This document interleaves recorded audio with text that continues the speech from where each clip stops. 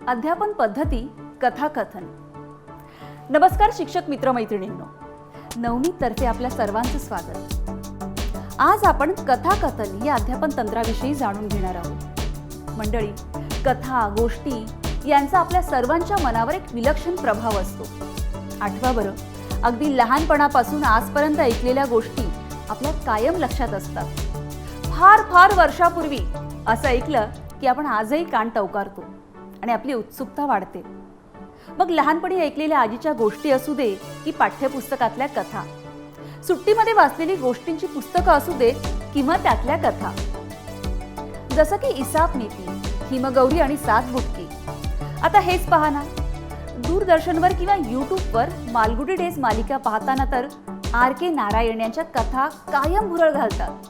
टीव्हीवरचा छोटा भीम असो किंवा अमर चित्रकथेची पुस्तकं असो, त्यातही गोष्ट सांगितलेली असते।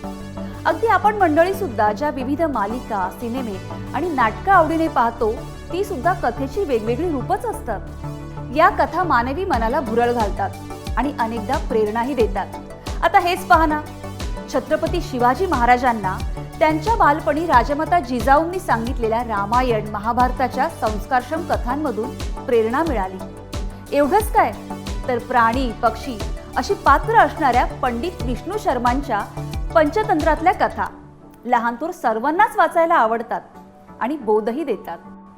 थोडक्यात काय, तर कथा गोष्टी या लहानांपासून अगदी मोठ्यांपर्यंत सगळ्यांनाच आवडतात। मग जर आपण गोष्टी सांगता सांगता शिकवलं तर मुलं त्यात किती रमतील। आणि गोष्टी रूपाने शिकलेलं मुलं सहसा विसरत नाही। कथा म्हणजे काय, तर भूतकाळात घडलेल्या, वर्तमान काळात घडत असलेल्या आणि भविष्य काळात घडू शकणाऱ्या वास्तवातल्या किंवा काल्पनिक अशा विविध घटकांची कल्पक मांडणीच होय। कथा या वेगवेगळ्या असतात, जसं की लहान मुलांना आवडणाऱ्या परिकथा, मनोरंजन करणाऱ्या विनोदी कथा, मुलांच्या मनावर संस्कार करणाऱ्या बोधकथा किंवा संस्कार कथा, प्रेरणा देणारी चरित्र गोष्टी, याशिवाय साहस कथा, रहस्य कथा, ऐतिहासिक कथा, विज्ञान कथा, पौराणिक कथा असे कथांचे अनेक प्रकार सांगता येतील। शाळेत शिकवल्या जाणाऱ्या वेगवेगळ्या अभ्यास विषयांमध्ये कुठे ना कुठेतरी कथा सापडतेच आणि त्याचाच उपयोग करून आपण आपला विषय खूप रंजक बनवू शकतो। आता हे पहा, जसे कथांचे वेगवेगळे प्रकार असतात, त्याचप्रमाणे वाढत्या वयानुसार मुलांची कथांची आवड सुद्धा बदलत जाते।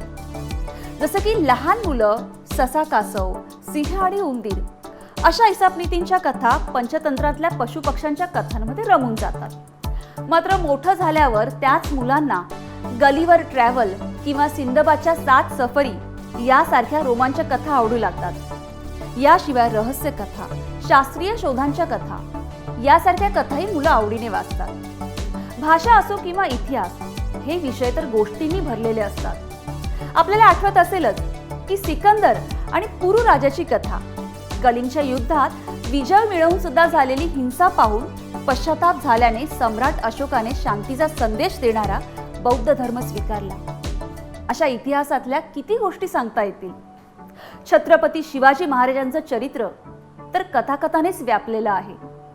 भारतीय स्वातंत्र्य लढ्यातील वेगवेगळे प्रसंग मुलांच्या मनावर कोरले जातात। कथा म्हणजे काय हे पाहिल्यानंतर आता आपण कथांचे वेगवेगळे प्रकार समजून घेऊ।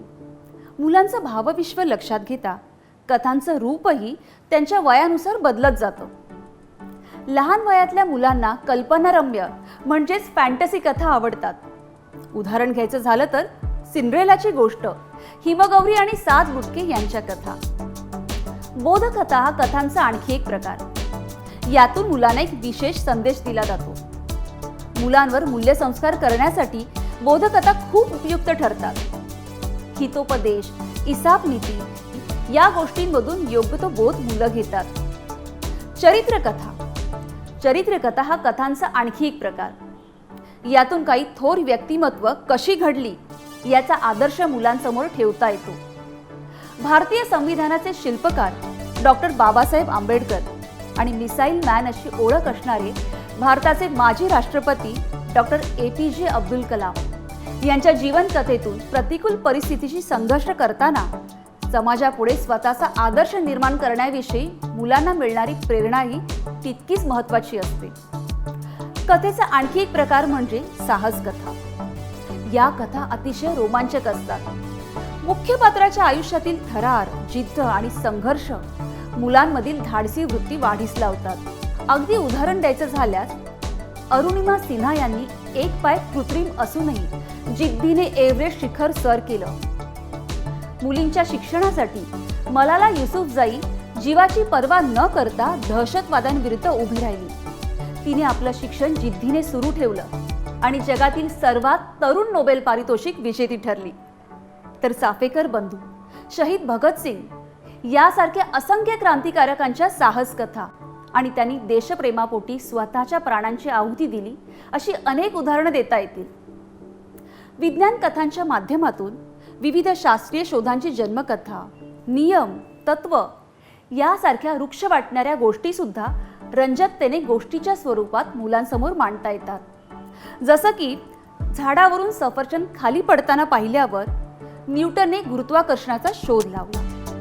डॉक्टर जगदीशचंद्र बोस यांनी वनस्पतींना सुद्धा भावभावना समजतात हे उलगडून सांगणारी कथा अशी अनेक उदाहरणं देता येतील.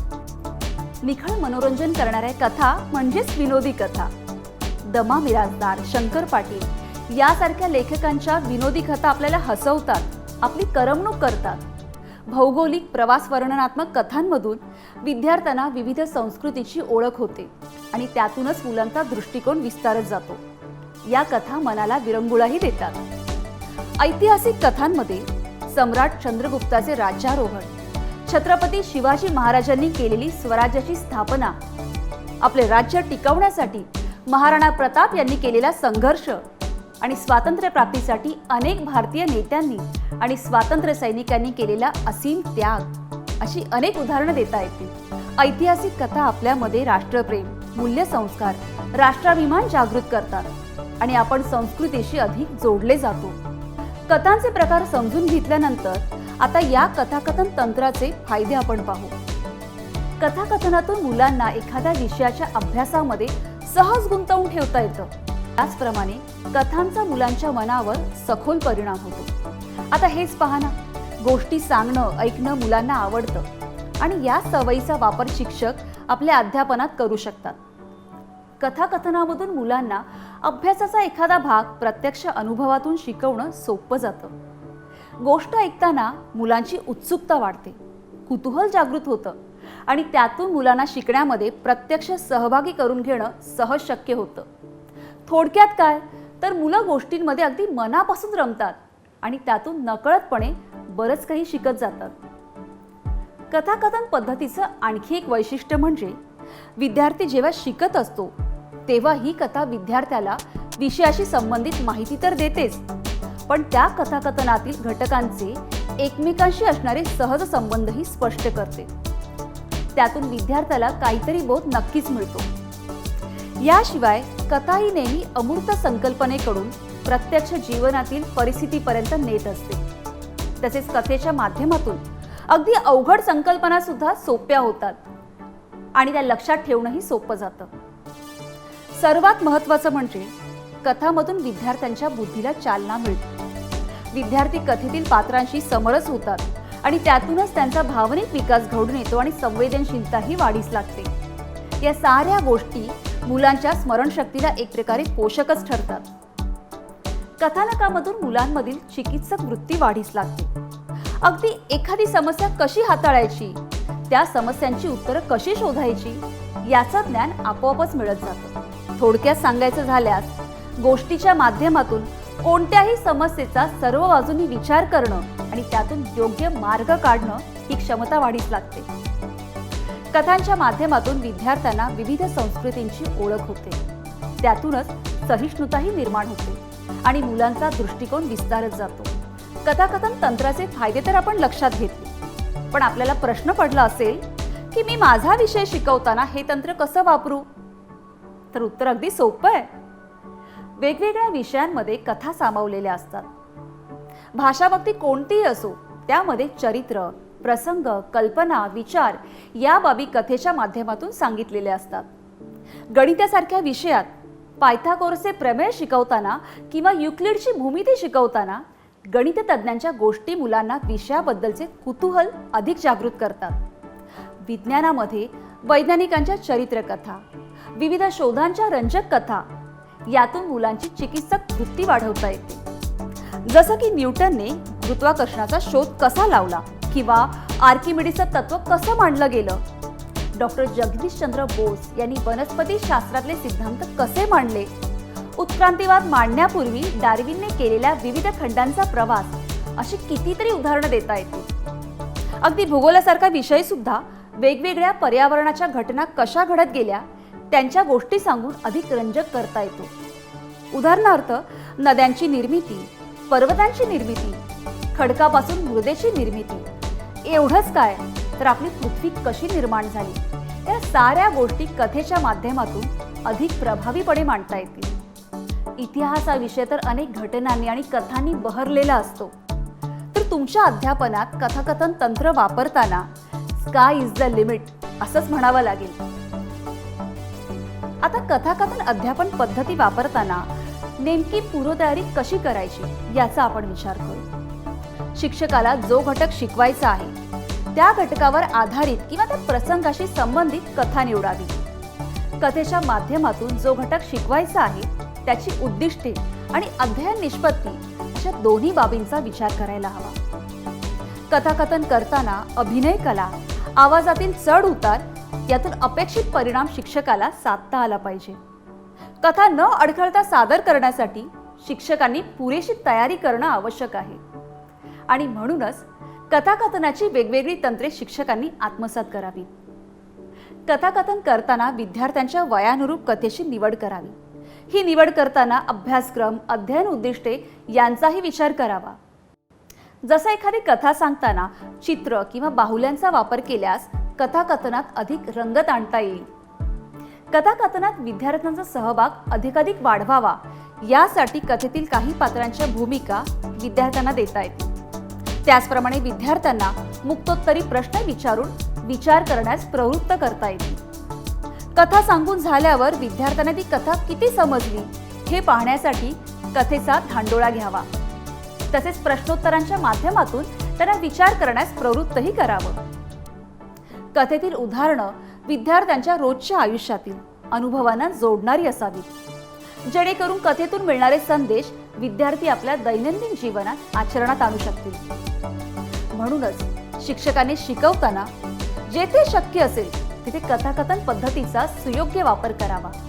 आता हे नक्की लक्षात ठेवा, ही पद्धत अवलंबताना आपण सर्वांनी काही गोष्टी लक्षात ठेवणं सुद्धा खूप महत्त्वाचं आहे। जसं की कथा निवडताना ती आपल्याला जो घटक शिकवायचा आहे त्या विषयाच्या आशयाशी संबंधित असावी। कथा ही अतिरंजित, अवास्तव किंवा तेढ वाद निर्माण करणारी नसावी। कथाकथन करताना शिक्षकाने किंवा कथन करणाऱ्या व्यक्तीने ती न अडखळता सादर करणं खूप गरजेचं आहे। मुलांचा वयोगट लक्षात घेऊन कथाकथनाचा कालावधी निश्चित करावा। कथा ही खूप लांबणारी किंवा रटाळ होणारी नाही याचीही खबरदारी घ्यावी।